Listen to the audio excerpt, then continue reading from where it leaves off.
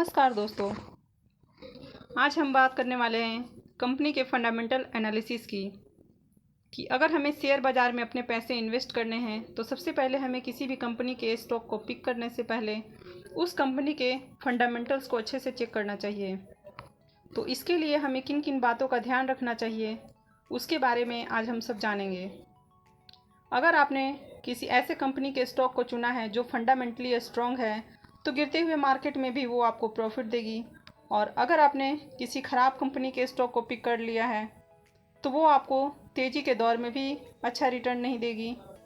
तो इसके लिए हमें बहुत ज़रूरी है कि हम एक अच्छे स्टॉक को पिक करें, और इसके लिए हमें कंपनी के बहुत सारे फंडामेंटल्स को चेक करना होता है। तो चलिए हम उसे जानने की कोशिश करते हैं कि कौन कौन से वे फंडामेंटल्स हैं जिन्हें हमें चेक करना चाहिए।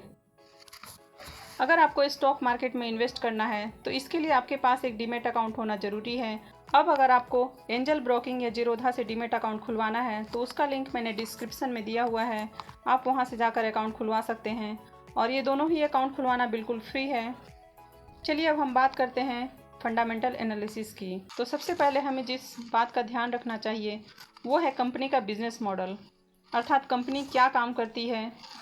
तो सबसे पहले हमें यही देखना होता है कि कंपनी का जो बिज़नेस है उसका फ्यूचर कैसा है, अर्थात उसका जो बिज़नेस है वो आने वाले समय में ग्रो करने वाला है या फिर उसकी डिमांड कम होने वाली है।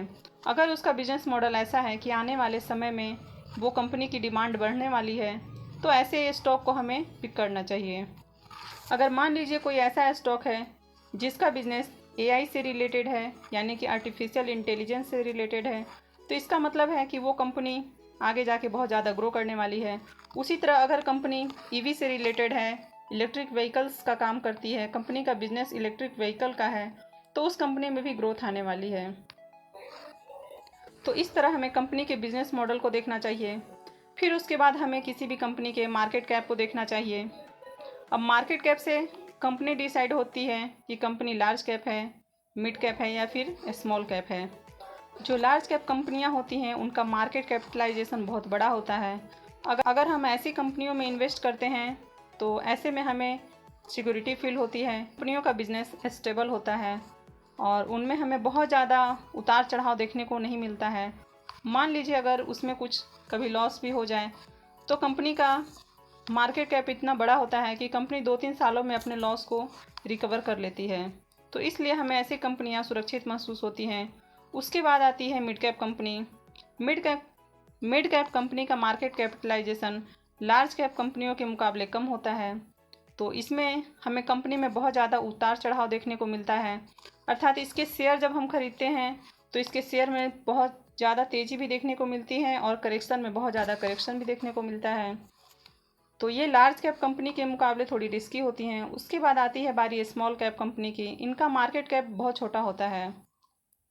ऐसी कंपनियों में ग्रोथ हमें बहुत ज़्यादा देखने को मिलती है अगर इनका बिजनेस अच्छे से चल रहा हो, लेकिन वहीं अगर कंपनी में कुछ प्रॉब्लम हो जाए तो ऐसे में ये कंपनियां अपने लॉस को रिकवर नहीं कर पाती हैं, और बहुत बार हमें देखने को मिलता है कि स्मॉल कैप कंपनियां डूब जाती हैं और हमारा पैसा भी डूब जाता है।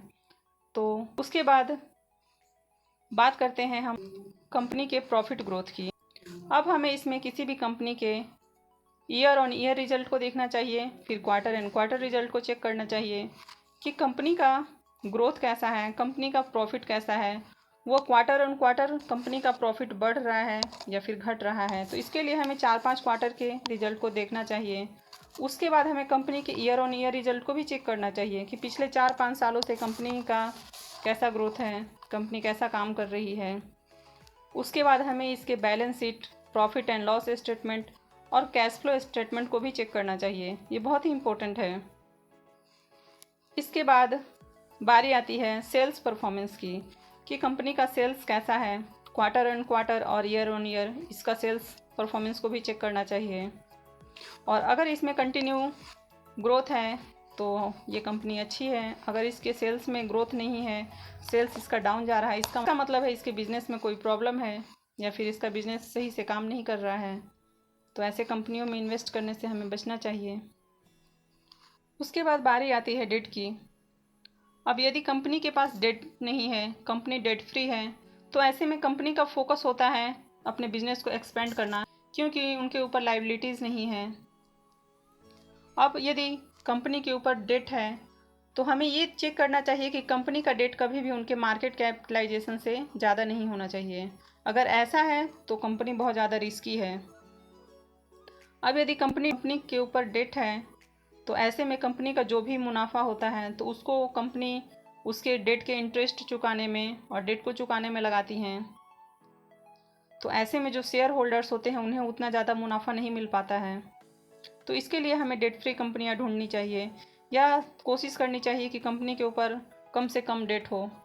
बारी आती है प्रमोटर होल्डिंग्स की।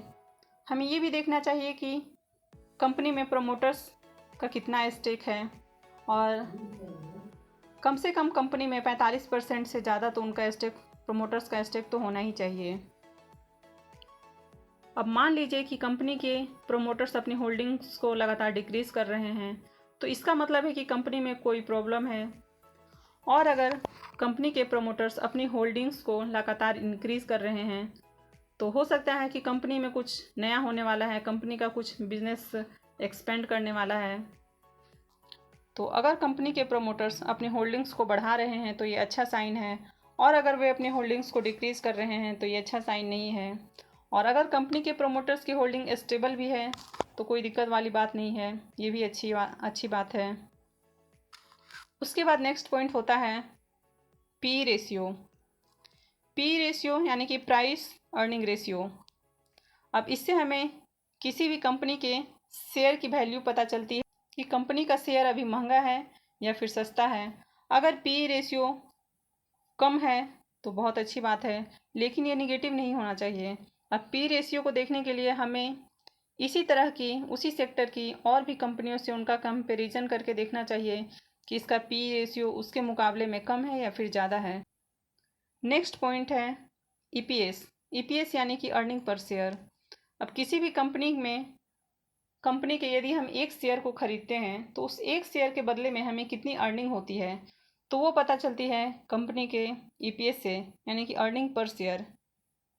अब ये जितना ज़्यादा हो उतना अच्छा है हमारे लिए। इसके बाद बारी आती है आरओई। आरओई यानी कि रिटर्न ऑन इक्विटी। अब किसी भी कंपनी का यदि रिटर्न ऑन इक्विटी 15 से ज़्यादा है तो ये अच्छा माना जाता है। उसके बाद बारी आती है आरओसी की। आरओसी यानी कि रिटर्न ऑन कैपिटल एम्प्लॉयड। अब ये किसी भी कंपनी का आरओसी अगर 20 से ज़्यादा है तो उसे अच्छा माना जाता है। इसके बाद सबसे लास्ट पॉइंट आता है लीगल इश्यूज़। हमें ये भी चेक करना चाहिए कि कंपनी के ऊपर कोई लीगल इशू तो नहीं है, कंपनी के ऊपर कोई मुकदमा तो नहीं चल रहा है। क्योंकि ऐसे में बहुत बार होता है कि यदि फैसला उनके अगेंस्ट आता है तो कंपनी के शेयर अचानक गिर जाते हैं, कंपनी की वैल्यूएशन गिर जाती है। तो इन सब बातों का अगर ध्यान रखा जाए तो हमें कंपनी के फंडामेंटल एनालिसिस समझ में आते हैं कि कंपनी कैसी है और हमें उस कंपनी के स्टॉक को पिक करना चाहिए या नहीं करना चाहिए। तो अगर आपको शेयर मार्केट में अच्छे पैसे कमाने हैं तो इन सब बातों का ज़रूर ध्यान रखना चाहिए। अगर आपको मेरी ये वीडियो अच्छी लगी है तो प्लीज़ मेरी वीडियो को लाइक कीजिए, मेरे चैनल को सब्सक्राइब कीजिए और सब्सक्राइब के बगल में बने हुए बेल आइकन को भी दबा दीजिए और ऑल नोटिफिकेशंस को इनेबल कर लीजिए। Thank you.